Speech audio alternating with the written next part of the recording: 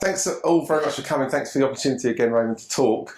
Raymond and I coordinated shirts this morning, so I think we're looking like we're looking like a pair. How do we begin? I should warn you that I'm not a morning person. My wife said to me this morning when I left the house at 6:15, good luck to those people because normally you're a bit ropey in the morning. As Raymond said, this was billed as a workshop. Now, I do have lots and lots of slides because I can talk about this stuff for quite a long time, but I'm conscious that you guys came probably with questions, and so I am more than happy to take questions at any time. And we're going to touch on the Connect Smart material that Raymond mentioned, so the government material which is produced as a PDF. I haven't got any copies with me, unfortunately, but I can direct you to the links at the end. And really going to talk through some case studies about what we see at NetSafe. So ask away at any time. I'm really not fussed if you've got questions. Has everybody heard of NetSafe? Yeah, that's good. Good start. We've been around since '98, so 16 years working across cyber safety.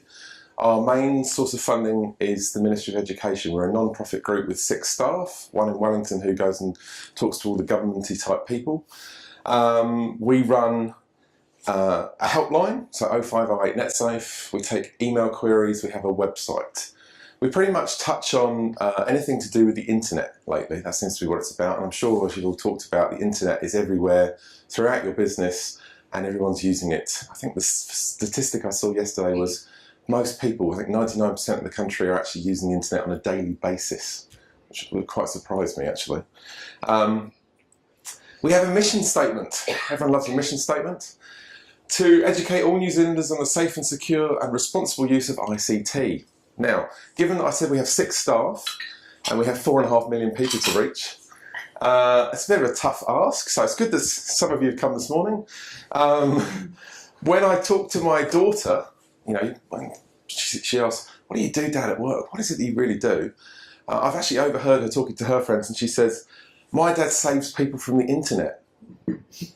Which I think is a little bit of a strange kind of concept. I always like to get a Star Wars slide in. This is the Rancor pit, and that being the internet. Now, of course, the internet isn't a bad place. It's not a bad thing. I think increasingly, though, we see risks and challenges, and that includes young people, includes businesses, it includes people at home, in many ways, shapes and forms. Okay. Now, to give you some background, I was originally a journalist in the UK. I worked for this fine publication, very briefly. I'm sure you've probably all heard of it for one particular reason. Why do I mention that? Almost 20 years ago now, the first story I worked on was chasing this man here in glasses, on the left, not the one with the champagne. He was one of the first big lottery winners in the UK. He won about $35 million. And my first job straight out of training college was to drive around every port on the south coast of the UK looking for him because he'd bought this big yacht, which is by Auckland standards quite small. And the interest was, of course, a lottery winner. He's an interesting chap, lots of money to spend. And even now, almost 20 years later, I'm still dealing with lottery winners on a daily basis. I'm sure many of you have had one of these types of emails, or a phone call, or even a letter in the post. Increasingly we get sent these things in the mail now because people think the post is kind of unique. It's a bit of a shock to get a letter. And every day we take phone calls from people saying, "Have I won the lottery?" Which is always a bit depressing because you have to let them down very sort of gently. Lots of people ring up saying, "Have I really won $150 million? No. It has to be said, an incredibly glamorous world that I operate in. So if anyone's from Dannevirke, I went down there last year to give a series of presentations and ended up on the front page of the paper. So I sent that one back to my mum. So I put that in every presentation just to show what an incredibly glamorous world cyber safety and cyber security is. Now, NetSafe historically was all about schools, school children. Teach the young people, they'll go home and teach their parents. Increasingly, cyber safety overlaps very much with cyber security and cyber crime. And we like to think that NetSafe sits right in the middle. We touch on all kinds of issues. Around a third of the people that speak to us on a monthly basis, and we get about 700 inquiries, are sent to us by New Zealand Police. which we find quite surprising.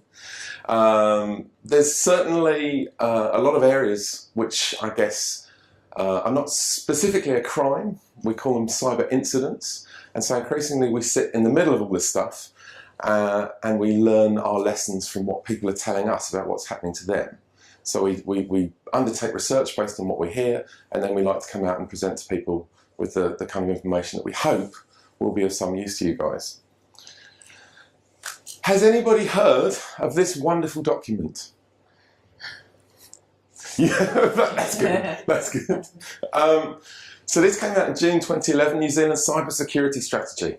It's actually quite small. I think it's about 20 pages. This is the National Strategy for Cybersecurity. Minister Amy Adams, who runs the ICT portfolio in New Zealand, talks about the importance of cyber policy for all of New Zealand. We're all using the internet in our businesses. It is important, and I think it's important that we all know as much as we can about the kind of risks that we face. I've been working in this area for about 3 years. I've been working at NetSafe for 5.5 now. It's an incredibly interesting sphere to be involved in. I'll touch on some of the case studies in a minute. 3 conversations I had yesterday in the office that I think give you an indication of the kind of stuff that we deal with. The first one, a small business, an electrical company, 4 staff, infected with a CryptoLocker ransomware over the weekend. They come in the morning, they can't do anything. Everything's locked, and I'll talk about that in some more detail later on. Secondly, parents calling us up about naked images on phones that their children are sending to each other at school and the concerns that they have for the safety of their children. And thirdly, a lady who's involved in a commercial dispute and finds that her computer has been hacked and numerous documents have been deleted off her computer involving a court case that's going through in New Zealand courts at the moment. So these are 3 of the stories, just 3 from yesterday. Increasingly, the internet is in all of our lives, and I think it's important that we know as much as we can about it. NetSafe came up with this concept last year called the Type 5. I'm told that rugby is quite important to New Zealand. It was not my concept, it has to be said. We have 5 key messages for home internet users. Think before you click update everything, back up your files, secure your wireless network, and use strong passwords. These 5 messages are what we like to call security controls. It's the idea that you put things in place before bad stuff happens to you. I think that's simplifying it somewhat. But the idea is that you take preventative steps. Now, I was a Boy Scout when I was growing up. It's the idea of being prepared. I think Raymond hit on something when he was introducing about the idea that for a lot of people, stuff that I'm going to talk about, they operate on a daily basis thinking this is never going to happen to me. It's not going to happen. It's a bit like smoking. I smoked for 15 years. Nothing bad was going to happen to me. So I think, hopefully, as a result of this presentation and talking about these issues, you guys are going to go away not scared to death of the internet, but aware of some of the stuff that we see. Any questions so far? Right, well, good. Okay. Has everyone heard of Connect Smart? No one at all. Okay. Again. All right. So Connect Smart is the brand that the government came up with this year for Cybersecurity Awareness Week. It was this week back in June. The idea that all of us use technology and all of us should take preventative steps to secure our businesses, our home accounts, and all that kind of good stuff. They came up with this toolkit for business. It's available online at connectsmart.gov.nz, and it talks about the kind of key things, the 4 stages that you can apply to improve cybersecurity in your business. Now, the government figures show how important small businesses are for New Zealand. 97% of all enterprises, which was quite surprising to me, I have to say. The last company I worked for in the UK was 800 staff. The one I work for now is 6. So obviously small business is a powerhouse of the economy. And the Vodafone survey, which they did earlier this year, suggested that small businesses are the target of 30% of online attacks. So it's this notion that it's not going to happen to me. I think in reality, it's quite likely that it could do.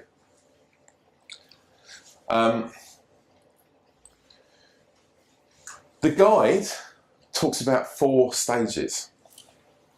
So we've set up 4 workshops. The theory is we can talk about all 4 stages in some detail if you're interested. I don't know what you guys are going to think. You might come along to this one and think, this is terrible, he's terrible, it's all boring, I'm never coming again.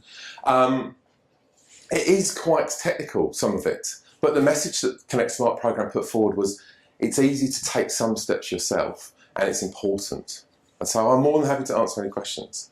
The concept that they came up with was a warrant of fitness. All of us take our cars in to the garage, we change the oil in the engine to make sure it doesn't clog up and die. The same concept around servicing your computers, servicing your equipment, regularly inspecting things, I think is important. The first part, which we're going to talk about today, is assessing the cybersecurity of your business. Now this can be very light and fluffy, it can be a general kind of looking at stuff that we do, or you can get right down to the nitty-gritty and go into an enormous audit for compliance reasons of all of your systems. Now I'm going to touch on 3 different ways at the end. Any concerns at the moment that you have in your businesses? Any kind of issues? You touched on what's connected to the internet, I guess. Obviously I didn't have concern, but I might have today. Well, let's get into it and we'll see how we go. There's probably 3 goals for me today. First off is to demystify cybersecurity. Cybersecurity, to my mind, is a terrible term. It kind of brings pictures to people's minds of Neo in the Matrix. I think I wore a long coat today to try and look like that, actually. But yeah, I do go to lots of meetings where people do dress all in black. And I think I think that's a technical thing sometimes. I think lots of us perceive cybersecurity as a world of hackers. So people wearing hoodies, stuck in their bedrooms, hacking into systems. You know, the stuff that we touch on is some people like that. So teenage hackers, all the way up to advanced persistent threats with nation-state attacks and stuff like that. We're not going to touch on that today. Secondly, we have to raise awareness of the importance and the need for IT security. It's this idea that all of us have stuff that should be protected. And lastly, understanding some of the vulnerabilities that NetSafe is seeing, at least anyway. Does that make sense? Mm-hmm. Right, this is the boring bit. What is information or cybersecurity? I'll let you read the definition. To summarise, it's about keeping your business operating securely. It's about keeping the money coming in, not letting the data fly out, not upsetting your customers, not going out of business. I think that's the most applicable rule of thumb for the idea of cybersecurity. To protect information and information systems to provide confidentiality, integrity and availability. And we'll come on to that. When we think about information, email has to be one of the biggest ones that most of us do. I don't know what you guys are like. I probably spend 70% of my day typing emails, if not answering the phone. And I think increasingly, a lot of what we do, a lot of business that we do internationally is done over email, often with people we've never even met. So there's a real element of trust over something that was designed and is inherently, at its basic level, not secure. Invoices, payroll, employee data, client data, and intellectual property. As a business, if you're creating something, the knowledge that your staff have, the knowledge that you might have in your business is valuable. It gives you your competitive advantage, so it's worth protecting. And in terms of IT systems, your website, your database, content management system, CRM system, what the staff are doing when they get there, how they're doing it, what they're accessing, all of that good stuff. Just on the storing our information. Is storing information within New Zealand really safer than storing it offshore? So you're touching on the good old cloud, I'm guessing. Yeah. So that's a question we get increasingly asked. Is it safer? Is it more secure? So the term that I'm always bandied around is data sovereignty. It's this idea that if you're storing information within New Zealand, it's under New Zealand law. If you're storing it in the US, so say you're using Gmail for your email service, say you're using a cloud-based backup service, like maybe even Dropbox, something as simple as that. If it's sat on a US server, does that mean the US government can go and have a look around, have a bit of a sniff, and go and look at your files and see what you're up to? Any opinions? I don't know if I can give an authoritative answer. I think the people that I've spoken to around that, if you're dealing with sensitive business information, it's a very valid question to ask. Do I want to put that in another country, in another territory, where maybe the privacy protections are less than what they would be in New Zealand? If I'm going to do that, maybe I should encrypt my data at the outset before I upload it to a foreign server. There's a very interesting story that broke yesterday around Gmail. How many of you have got a Gmail account? Okay. All right, so last night in the UK it came out that Gmail is actually actively monitored for child pornography material. So for the first time it was confirmed that Google is automatically scanning Gmail inboxes to see if people are storing that kind of material in their inboxes. Now, I don't know how you guys feel about that. There's quite a big hoo-ha about it last night around why are they allowed to look at the contents of my email, which in theory is mine, versus the protection of children. So that's an example of those kind of questions that you've got to ask yourself. If I provide my data to a third party in another country, how much of the terms and conditions did I read before I tick the little box? And have I really thought about what that information is and who's going to read it? It's a hard one, to be honest. Are you going to give us like the minimum standards of what we should be looking for from offsite? I can point in the right direction. Yeah, I can definitely do that. Okay, what I'll do, I'll take it on board then, I'll look that up and I'll provide it on the web page. We can definitely do that. I mean, there is a cloud code for New Zealand, so Maybe we could do that next session. Yeah. That information available as a handout. The Institute of IT Professionals is the body in this kind of sector, and they've done a lot of work with cloud providers and kind of industry players around a standard kind of set of conditions. And also the Privacy Commissioner, if everyone's heard of the Privacy Commissioner, they have a kind of a checklist for what you should do around your data and if you're thinking about putting stuff into the cloud as well. Both those documents, they're pretty easy to get into. There's quite a lot of jargon in there, but they're worth sort of reviewing for sure. Yeah. Okay. Any other questions now? Okay. I'm going to gloss over this. I'm sure most of you don't want to know about the CIA triad. It's not the people that come and spy on us. To put it bluntly, confidentiality. So as an example, your customer database, clearly you don't want somebody to, a disgruntled member of staff, to put it on a USB stick and walk out the door with it when they go to another job. Integrity. Information can only be added, altered or removed by authorised persons. So you want to make sure that your website, for example, can't be hacked into and somebody can put something up on the homepage saying these guys are terrible, don't do business with them. And availability, systems, functions and data must be available on demand.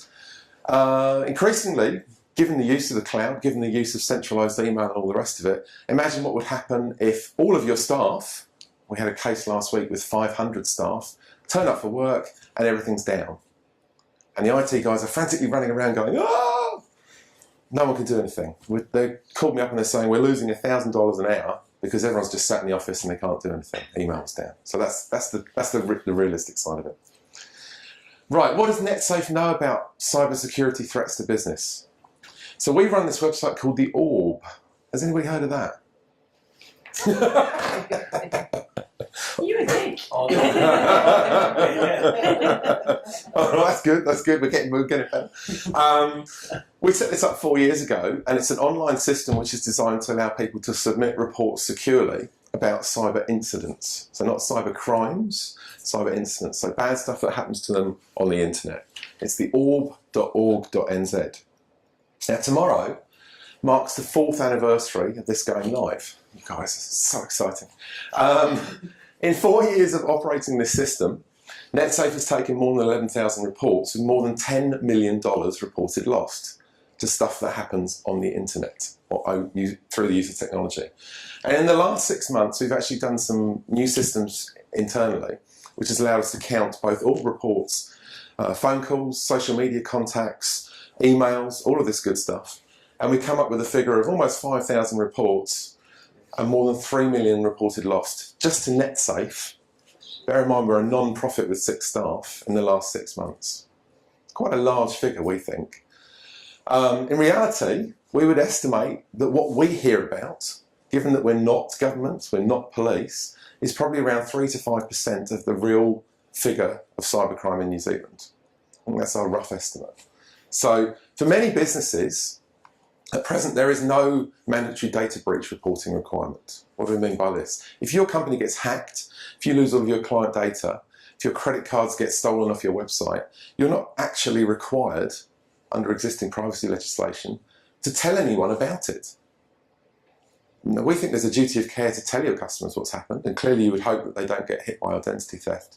But at the moment, the wheels are turning to try and make that kind of mandatory reporting in effect. There's the States, isn't it? It is, yeah. And in the UK as well, yeah. There's quite harsh penalties in some of these countries, you know, talking, I think, $1 million fine if you end up losing a whole host of your customers' data. So that's the kind of figures. This is the reason why we want people to take more notice of cybersecurity. And using my dramatic journalist license, it's just the tip of the iceberg. All right.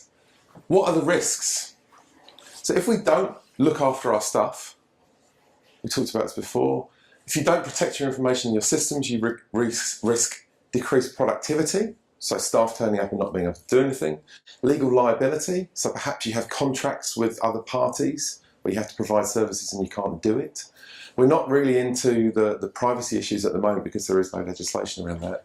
We've got the loss of confidence, the loss of reputation and the loss of business. So imagine what happens if all of your customers find out you got hacked. Are they necessarily going to want to come back and do business with a company which they think is not protecting their privacy, their information? Because at the end of the day, you don't own the data, you're merely a custodian of it. It's the kind of concept. Okay. Everyone okay? You mentioned there was no legislation on privacy. In terms of mandatory reporting. So if you lose data, at present you don't have to tell anyone. There is the Privacy Act around the steps that you should take to protect data. But if something bad happens, you don't currently have to tell anyone about it. We quite frequently get rung up by small businesses saying, everything's been hacked, what do we do? And we say to them, well, ideally you would tell your customers so that they can watch their accounts, so that they can watch what they receive in the mail, stuff like that. But at the moment, no. So I'm going to talk through a few case studies of what we're seeing. Okay. Hopefully this might kind of shed some light on what happens within New Zealand. It might give you an idea of the kind of stuff that we're dealing with. I find information security and cybersecurity quite sort of highbrow at times. I think a lot of people are turned off by jargon and technology, so I'll give you a few cases. So ransomware is probably the biggest one we deal with. Has anybody heard of ransomware? Fantastic. Okay, all right. Has anybody had ransomware happen to them? I laugh because on a Monday morning, normally, it's ransomware day. We get a lot of people over the weekend who've done a bit of light surfing of some adult material on unprotected computers, and all of a sudden their XP computer gets locked up and all the files stored in their computer are encrypted. So the concept of ransomware is malicious software which infects your computer and either locks the computer so you can't access it, or increasingly encrypts the data held within. You cannot look at your pictures, watch your movie files and stuff like that. So I'll give you an example. In the South Island, it's a couple of months ago, business with 120 employees called us up and said, we've got this ransomware stuff on our computer system, none of our network is working, we're a manufacturing company, the production machines won't run, everything's stuck, what do we do? And I said, well, this is interesting, how did this happen? And they said, we think the cleaner came in last night and put a USB stick into the machine to play their music whilst they were cleaning the office. So unwittingly to them, they shake the mouse, the computer wakes up, they don't know whose computer it is, they stick the USB stick in and they start playing their music whilst they're cleaning the office on a business's computer system. So there's a few issues there. No kind of authentication on the computer, no kind of need to log in, that surprised me. So clearly the systems were unpatched because they're using Windows XP, and all of a sudden the entire business is struck down by an infection which locks up all of their systems. So their staff come in the next morning and they can't do anything. That's one example.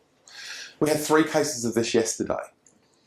Last week we had a company with 500 staff in the same situation. So it happens to everyone. It happens to a one-man band. It happens to a plumber on the road in a white van. It happens to large organisations. And this is increasingly one of the biggest threats that we see. Just so you know, this is what it looks like. If your computer gets locked up, you'll see a screen like this. New Zealand Police, your PC is blocked due to one of the reasons specified below. You've been violating copyright or looking at child pornography. For most people, it's an instant state of fear. Talk to people in a horrendous state who believe it's true. Lots of people call police and then call us because police say speak to NetSafe. And, you know, it's quite a horrible situation to be in, to find that in order to get your encrypted data back, you're being asked to pay anywhere from $500 to $12,000. I had a company in Hamilton recently that paid $12,000 to get their systems back up and running. We wouldn't really encourage people to pay ransoms to bad guys. Intercepted email. Can you just dwell a bit more on that? Because it's sort of a fear sort of thing, what happens to me. Mm. So my understanding is that those who pay get their computers systems back. Is that right or not? What's the? It's 50-50. Is it? Yeah. So. What's the alternative? I can start again. Yeah. Have you got backups? So the message from ransomware is: have you got backups? Are they working? Can you actually get them up and running? So we're talking to businesses that have no backups. I spoke to a firm of accountants in Canterbury last year, 25 staff, all of their business data gone. I said, surely you had backups. Surely you had a tape drive. Surely you had something in the cloud. Nothing. Nothing at all. 4 years worth of business data gone. So their option is to pay $3,000 in bitcoins to get the data decrypted. But if you've got a 50-50 chance of the data being, you know, wiped or given back to you, do you really want to spend another $3,000? So it's a difficult situation to be in. You know, police tell us, whatever you do, don't encourage people to start paying money to get their files back. For some businesses, we've actually helped them out. We had a company in Palmerston North just before Christmas, and they had 18 staff. They couldn't pay the staff. The payroll system was locked up the week before Christmas. So they ended up paying. We helped them out getting the bitcoins. Not proud of it, but it was the only pragmatic thing to do. And the machine that did payroll was unlocked. And there's a little note left on the desktop saying, thanks very much, all cleaned up. Of course, you've got the issues around, what are those guys doing when they're coming in remotely via a back door to unlock your files? What else have they put on those machines to stay in your network? So there's a whole host of issues. It's pretty horrible, actually. Everyone's looking a bit dumbstruck. No, it's got the sort of, hey, what's the on-flow effect of that one going to happen? Yeah. I mean, the message is prevention. So we're going to talk about the assessment. You need to have backups in place. You need to have tested that your backups are working. You need to have other options if that happens to you. If you're using one computer to do payroll, internet banking, and check email, increasingly we wouldn't recommend it. Companies, if you've got a spare machine that you can set aside for just doing the financial stuff, don't have a member of staff on there also surfing the internet, going on Facebook. Facebook is increasingly suffering from links that lead to malware sites and stuff like that. So you really, divide and conquer. Business systems over here, staff doing social media over there, or let them do it on their smartphones. But if they're networks, does that? Yeah. Increasingly, what we're seeing with the ransomware stuff is if it gets onto one machine, it can spread like a virus. We had the company yesterday, they had an attached backup drive, so a USB hard drive. It's 4 people, 1 gigabyte hard drive, jumps across from the machine that gets infected onto the USB drive and infects that as well. So if your network is not segmented or air-gapped or whatever you want to call it, if you haven't got any controls in place to separate stuff out, there's the potential for it to jump across as well. I think that's the real fear. Increasingly, we're seeing file servers being infected, so central servers, where all the systems are running. If you're using remote access, remote desktop and stuff like that, we're seeing ports that are left open, and increasingly people leave those systems with a default password to log in, and all of a sudden the bad guys have logged in as well. All good? Oh, sorry. I've got just everyone's going to leave and go, oh, the sky is falling. Intercepted emails. So this was a chap in Rosedale actually, yeah. It's one of your members, I think, isn't he? Yeah. This was last year. So Invoices arrive from overseas suppliers, anybody doing business with China especially, getting materials in from China, container loads of stuff. He received an invoice via email from what looked to be the email address of the genuine supplier. The bank account had changed, took no notice of it, figured it was fine, it's come from their email address, I'll pay the money. And I think 2 weeks later, the supplier says, well, where's the money? We're not sending the goods without the money. And it turned out that the bank account on the invoice sent by email was somebody else's. Their email systems had been hacked in China, and all of a sudden he sent money overseas to the wrong account. Spoke to a lady last year, $76,000 out of pocket. I think this guy was 20,000. 76,000 is the biggest amount we've had to date. And she actually recovered some of that money via Romania, of all places, about 9 months later. But like we said at the start, we all trust email. But email is inherently untrustworthy, I think. I think if we're receiving invoices for large sums of money and bank accounts are changing, we need to take those steps to check before we make payments. You know, ring the supplier and ring them on a number that you know. Don't just ring the number on the invoice, stuff like that. Everyone's got a website. It's the shop front for your organisation. You may be doing e-commerce. This was a doctor's surgery in South Auckland last year. They're running a content management system which was out of date, unpatched. And all of a sudden, this was the look of their website. The Iranian hackers had got in and defaced it. I remember speaking to the lady on the reception. He said, why us? We're a small doctor's surgery. And I said, well, it's not you. It's just a vulnerability in your software. You haven't patched the system that lets you edit your website. So all of a sudden, an automated script has come along, found a weakness, and popped up a hacking page like this. Here's another one for a tree surgeon in Otago. I quite like this one. It's got an AK-47 on it. I thought it was quite exciting. He wasn't quite so keen on it. But again, just goes to show, no matter what size your business is, if you're not taking those steps to assess vulnerabilities, risks and threats, if you haven't taken steps to protect systems and information, this is kind of the end result. I'm making light of it, but it's an example. Employment scams.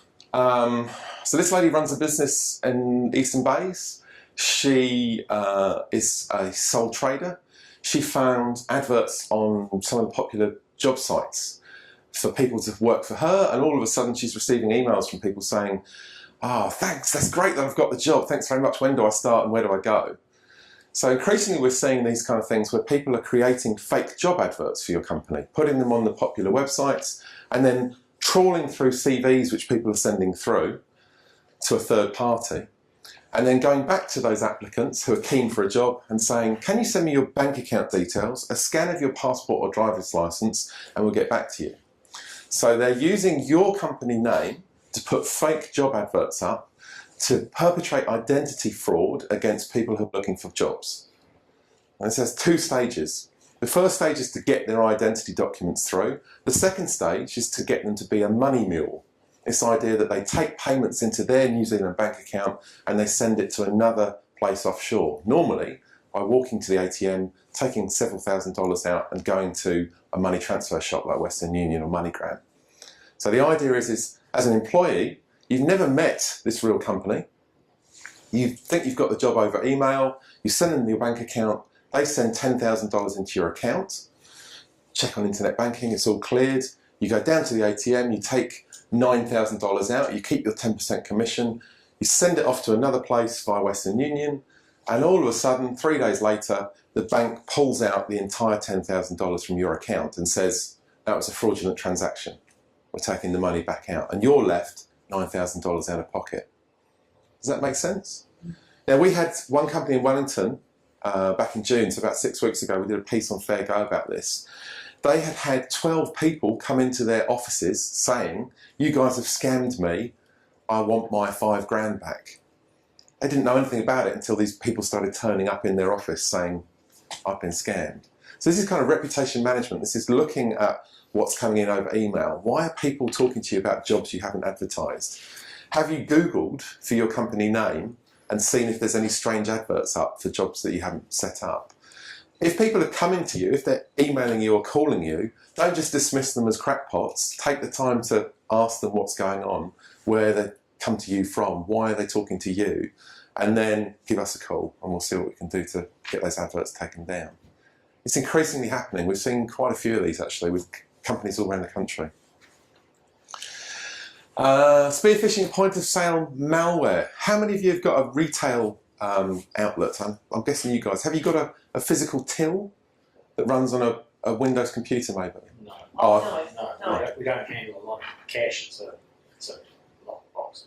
okay, all right, We don't have fantastic. a computerised system. All right. So if you are taking payments using point of sale software, you know, a computerized till, this was an interesting example from last year.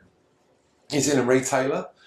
Staff in the branches had been receiving calls from a member of management, a guy who was second level management in the organisation, well known, got a page on LinkedIn and all of it. He was telling them to go to this website, the .co.nz website, and download an update patch for the computers in the branch or in the store. They go to the website, they download the update, and it infects the computers in the branch. And then the malware was designed, firstly, to try and compromise the point of sale system, so get the transactional data off those tills. And then secondly, go back into the head office network and try and work its way around all of the stores. Has anyone heard of the Target breach in America last year? Yeah. So this is an example of this kind of stuff. So point of sale malware is becoming an increasingly popular way to get to transaction information from retailers. So there is specialised malware that attacks people taking cash or credit card transactions.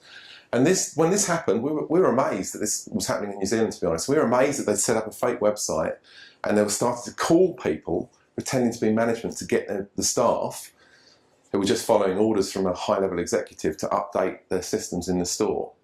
Now, the IT guys in this company were really on the ball. The network alarms went off and they were on the case and everything was shut down and cleaned up within minutes. And when we spoke to them, they were like, unbelievable. The website was registered in Nigeria, it was purchased in India and hosted in Switzerland. Okay, so there's a bit of a loop for you, using a .co.nz domain. In the end, it was actually tracked down to Romania.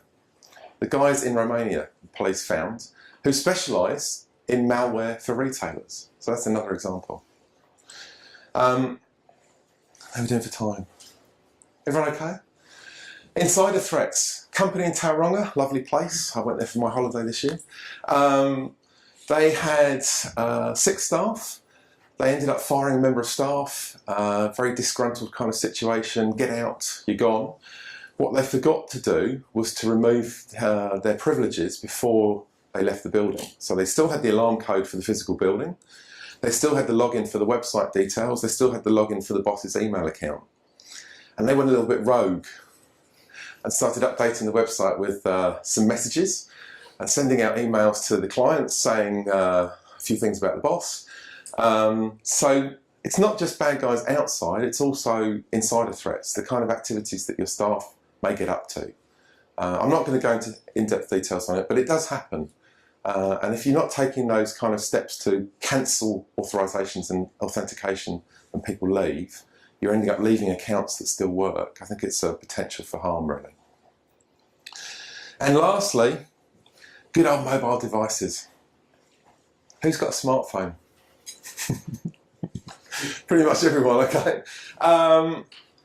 So 10 years ago, when you talk to IT people, there would have probably been one physical network which was protected by a locked door, and everyone had a beige box that they couldn't take home at the end of the day. A few lucky people might have had laptops maybe, some of the sales guys. But it was much easier to protect a business because we didn't all carry smartphones in our pockets or have an iPad and come to work and expect to connect to the Wi-Fi, and then when the customers come in they want to connect to Wi-Fi too and all the rest of it. BYOD, bring your own device, all this mobile gear, it's great. It allows us to work on the move, it allows us to answer emails at whatever time of the day or night. We can all be at work 24/7. That's increasingly what we find. This is just some of the ways that mobile devices can be affected. I won't go into the details. We have a special smartphone report which we wrote a couple of months ago. You can get on the NetSafe website if you're interested. But increasingly, for the IT guys, you're now dealing with not just the people that come to work in an office, you're also dealing with all of the stuff that moves around. So I'm guessing you guys have probably got maybe mobile handsets and terminals and stuff. Well, everyone uses iPhones, and we do all our time sheets. We do a lot of stuff through web apps, Yeah. phones. Yeah. So you've got the security kind of issues around if the device gets lost, what's the app or the device connecting to get back to the office and stuff like that. Yeah. I won't go into any depth, but so risk assessments, it's not one of my favourite subjects. I think some of you have probably done them in the past, I don't know. Looking at your business now, thinking about some of those examples that we've given, a risk assessment of your business can identify threats, vulnerabilities and risks. And of course, a threat, some of the things that we've talked about, acts on a vulnerability, some of the things that we haven't done, and produces a risk which has bad consequences for your business. This is, kind of simplifies it, but I think it gives you the idea. Give you an example, a spam email with a malicious PDF attachment. This is a PDF file which is designed to infect a computer. The vulnerability, so one example is your employees are not trained to identify or delete spam emails. Another vulnerability would be your email system doesn't delete spam automatically. You haven't got any kind of spam authentication on there. The risk is that if this member of staff clicks on the PDF and opens it on an older, unprotected computer, the network is compromised, the machine is infected, and possibly other systems within the business are also compromised, which means the data in the business, the crypto locker issue, is encrypted, the business records are lost, or maybe you can't actually operate. So that gives you an example of the kind of things that we're thinking about. Does that make sense? All right. Now we're on to the reason why we came. How can I assess my business security? Okay. So depending on your level of interest, depending on your level of patience, depending on your level of knowledge, there are three kind of ways that I see that you can do this. Okay. The first way is using the Connect Smart Toolkit. So the document, will pop the link through to you guys. It's a very brief document. Is it a safe link? Yes, it's a very safe PDF file, I promise. Yeah. That's a good question. The first way is to use the toolkit. Now, it talks about 4 steps. We're going to talk about the first one today, assessing your business, thinking through the information that you hold. The second way is doing an analysis exercise. Now, I've got some examples from a US organisation here today. I'm not going to make you guys write anything down. I think from a workshop perspective, I was going to give handouts and get you all to write stuff, and I thought, no, this is not what you want to be doing. And thirdly, using an audit tool or a consultant. Now, the Connect Smart message this year was cybersecurity is easy. And it's important to give it a go, have a try. If you're working for a large organisation, you're probably going to have the budget, hopefully, to get a specialist in. And there are specialist companies within New Zealand that know far more about information security and cyber security than I do. If you're a smaller organisation, having a go yourself is achievable. Okay. So, the Connect Smart Guide, step 1, assessing the cyber security of your business. The main question to ask: what are the critical financial and information assets for your business? What stuff do we have that we need to protect at the end of the day? And there's 12 questions. Does anybody want to take these now? It's actually a bit of a Cosmo style quiz for any of you that read ladies' magazines. The 12 questions actually have a score. And then we have some advice based on your score for those 12 questions. It's actually quite simple to do. Do you want me to read through them? Or are you guys going to read through? It touches on stuff like security policy. It touches on firewalls. It touches on training your staff. It touches on security software, protection for your machines. It touches on wireless networks. There's a whole host of questions there to go through. Some of you may not know the answers. Some of you might have outsourced IT providers. Some of you might have head office staff that do it. Some of you might have one person that looks after all of it. So those are 12 questions to ask. And these are the ratings for you. So it has specific advice tailored on how much you know now.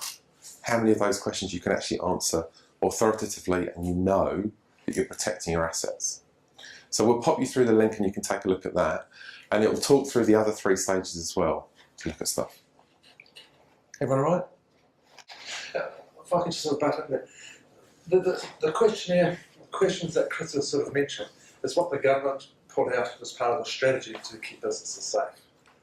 And once you get into it, it is fairly simple. I look at it and I thought, well, there's a lot of good stuff here, but I'd like to be taken through it, which is why I started up. Well, I've got the series of workshops.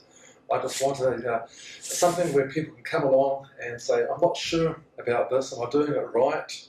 I'd like a hand. And so I'd like to be a conduit, as a business association, we've got a conduit to allow that.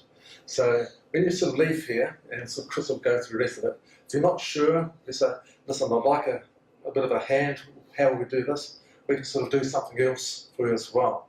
The workshops are about sort of getting some momentum going, getting people aware of it, and then giving the tools and develop those tools as we go along. But we've got to start somewhere, which is why we'll start that. It is a good document. Reading through it, I thought, well, we've got to sort of make it a bit, it is easy, but we've got to lead people through it, and that's why we're here. So how does everyone feel so far? Is this too much to take in? Does it just put the fear of God into you and you think it's too hard, I can't do any of this?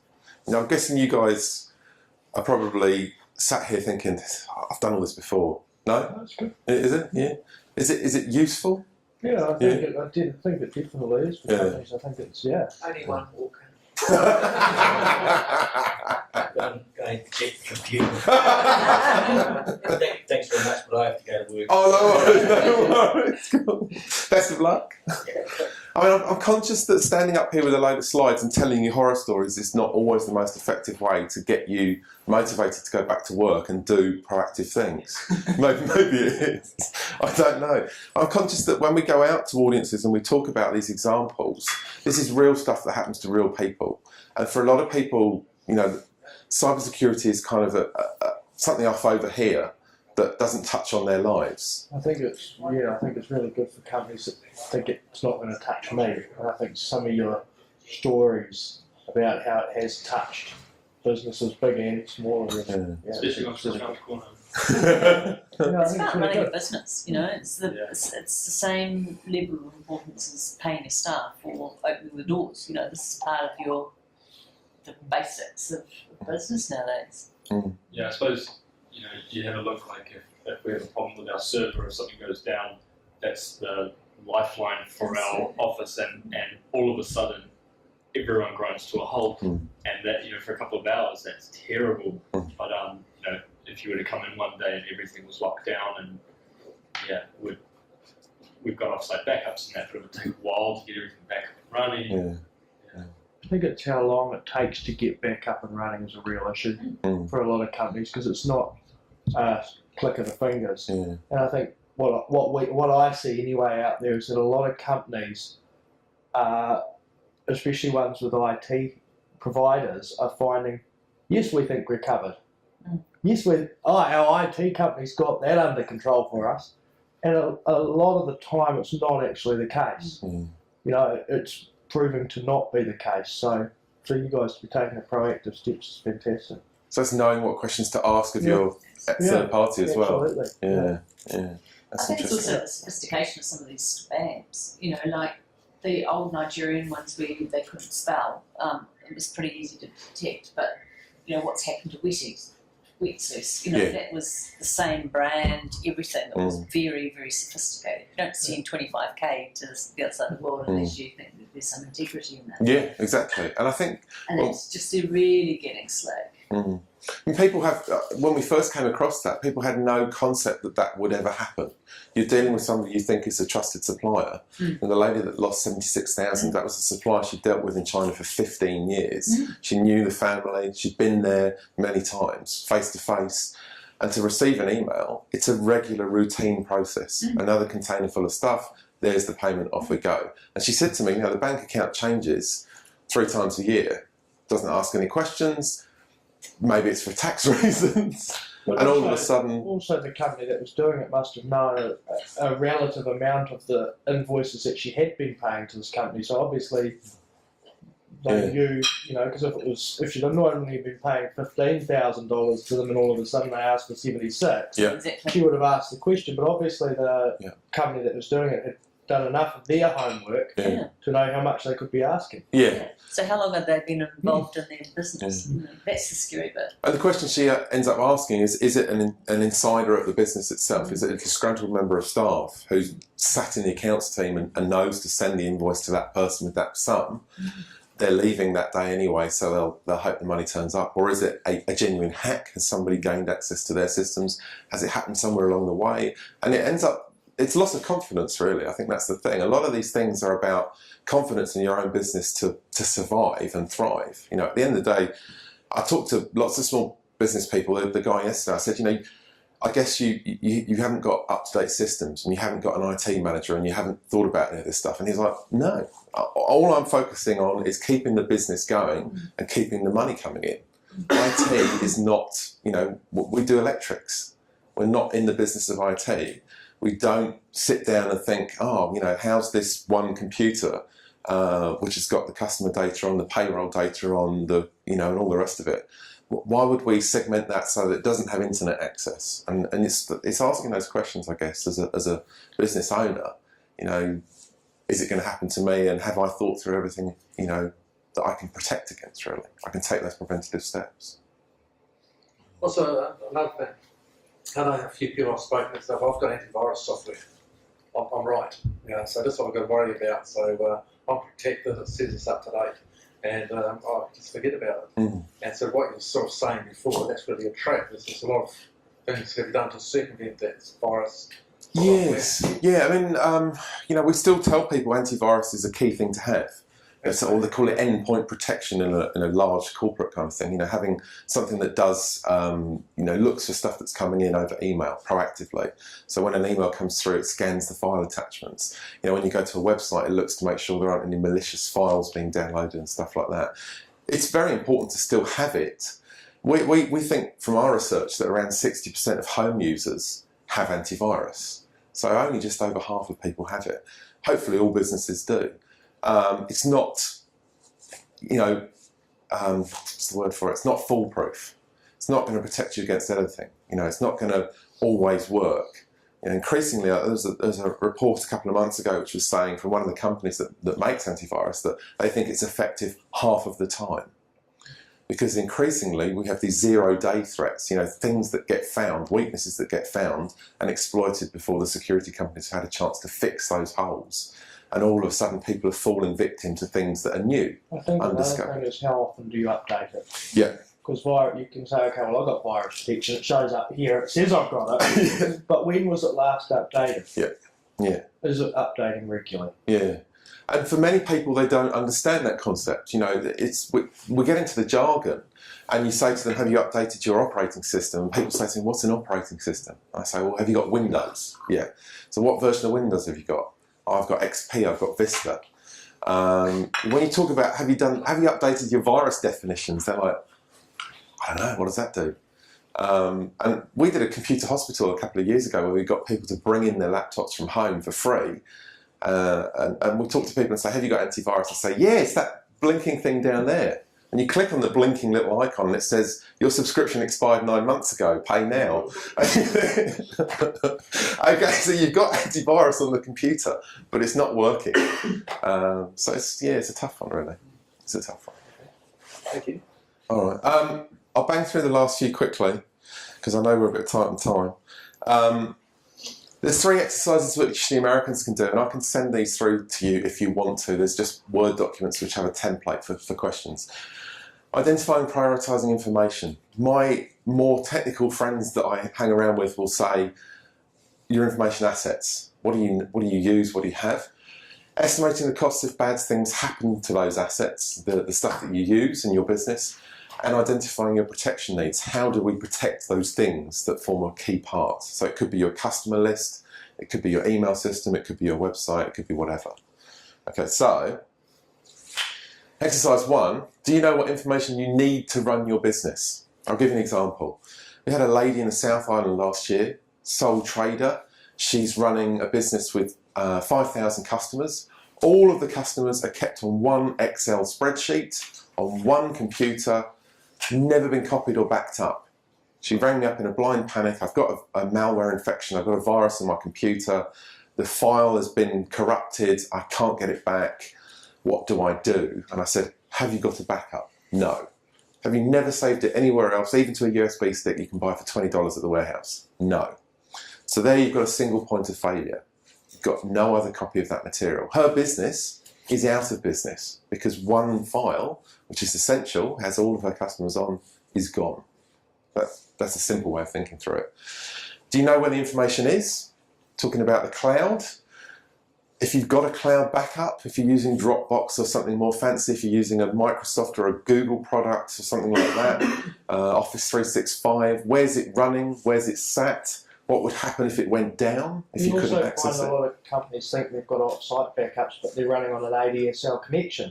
So it's not copying all their files because it's taking too long to back them up. They say, okay, I've got off-site backups happening and it's actually happening too slow to back everything up overnight, so it hasn't done a full backup each night.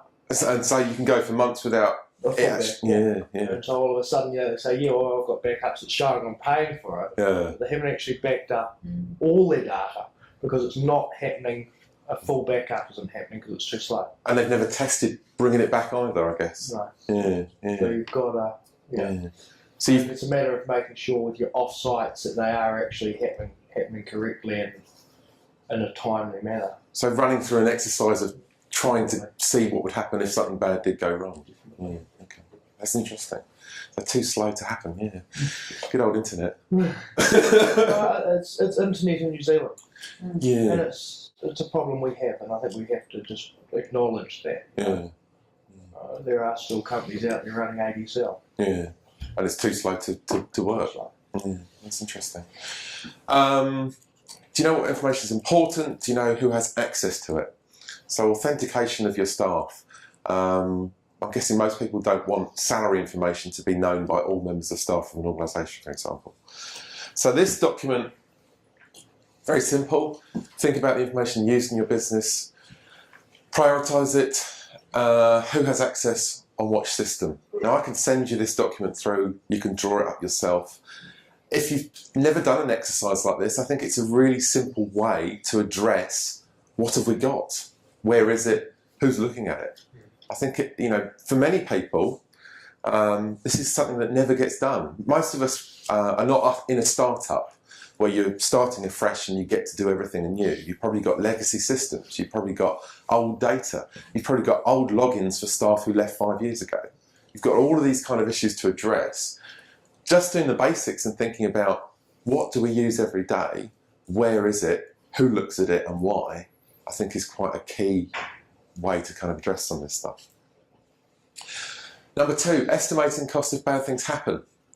So if all of my customer data gets hacked, however, wherever, whyever, what would it cost me as a business if all of that is made public, if it gets put on Pastebin and everyone's sort of jollily selling it in dark networks and all the rest of it?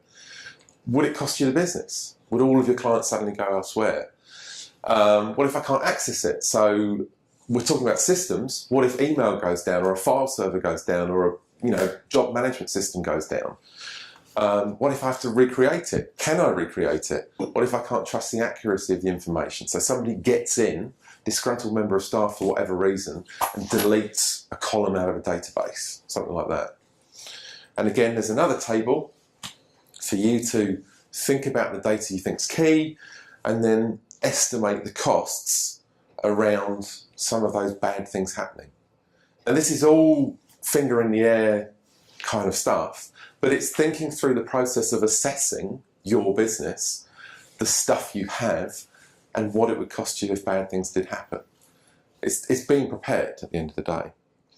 And lastly, what kind of protection do I need to put in place? So we've got the CIA triad at the end there: confidentiality, integrity, and availability. Customer data, if that's my most important thing, Who's got access to it? Have I made sure that Bob, the cleaner, can't come in with a USB stick and infect the system that deletes it? Where's it kept? And have I put systems in place to protect it? Have I got antivirus? Have I got logins required? Is it all printed off in a file cabinet which is kept in a locked room which only the boss has a key for? Simple stuff like that. Does that make sense? Now last year, we worked with some of the information security guys at 3 of New Zealand's banks around an audit tool for small businesses. Now, I am not acronymed up. I'm not a CISP or any of these other things that some of these guys are. They're all working for large organisations that are protecting all of our money, hopefully. They came up with a spreadsheet, a macro tool where you type in scores and it would give you a rating against 10 domains of security, what we call the 10 domains under the information security kind of setup. The organisation that we went out to, ideally you want to be in the green band over here. This is a smaller organisation we went to, you ended up with a score under here. So everything, all of those 10 domains of security needed looking at. So we've got physical security. Have you got burglar alarms? Have you got fences? Have you got CCTV? We've got business continuity and disaster recovery. Have we got backups that work? Is the ADSL line quick enough to do it? And can we get it back up again? Policies and governance, we're going to touch on this in another session. Have you written down so that staff understand that they can't look at porn on work computers? Sounds strange, but some companies, you know, might be part of the culture. Data management, where's stuff stored, how are we protecting it? Configuration management, have we set up our computers so that they have up-to-date operating systems, up-to-date antivirus? Are there non-administrative logons to those systems, that kind of stuff? Endpoint security, have we got antivirus? Identity and access management, do we know who's accessing our information, and do we revoke the electronic pass cards into the building when people leave? And we're guilty of this at NetSafe. We had an interesting situation where people were coming into our building. It was a shared building with a shared door, where the landlord had given up years ago, even knowing who had the cards to come in. And when we addressed this with him and said, well, who's got access to the building? That was an interesting one to go to, you know? Interesting question to ask. Application controls, what can be installed on your computer? Can people go to Facebook at work? Network controls, what kind of stuff can run on the network? What can go out of the building and what can come in the building? The target hack was really interesting because the data was exfilled or exfiltrated out of the organisation via an FTP connection to a server in Russia. Why do I talk about this? Should your business being able to make connections to an organisation in Russia? It's a question to ask. I think that's enough from me for the time being. Anybody got any questions? Okay. Hey, thank you very much, Chris. Hey, I really appreciate that. That was top notch. I'm just really disappointed that more people here to sort of hear what you've got to say. Which sort of leads me on to, if you stick around for a bit longer, I'll talk about a workshop a bit later on. Some of the questions I had, I was going to ask people going to workshops, but since we're small, maybe sort of just have a forum with everyone here. The sort of questions that I had is, did you find this useful? Yes. Yeah? Okay, so I know I'm passionate about it, and I really want people to know about it as well. Next question is, how do we get this word out? How do we make it interesting? There's a format that we've got here. Was it a good format? Yeah. Yeah, so we've got another 3 workshops, so you're sort of quite happy sort of for this sort of format at the other workshops. I really encourage you to speak to other people in the business district, tell them what you thought of it, what you think other people can get out of it. I'd really like more people to come along to these. The information that, especially towards the end, what Chris has sort of put up with those sheets and that, we'll make that available to you. So I've got email addresses, so I will send it to you, and also make that available on our website. So I want to be it's not exclusive club that we've got here. I want to sort of really get it out to all the businesses in our district and further afield when it comes to that. But my job is to sort of make sure that businesses in a business district have got the tools, and I want to sort of keep on pushing to do that. But what you could do is help me to get the message out. We'll get another one of these sessions in a fortnight, same time, same place. Breakfast again, so come along and breakfast when you're here.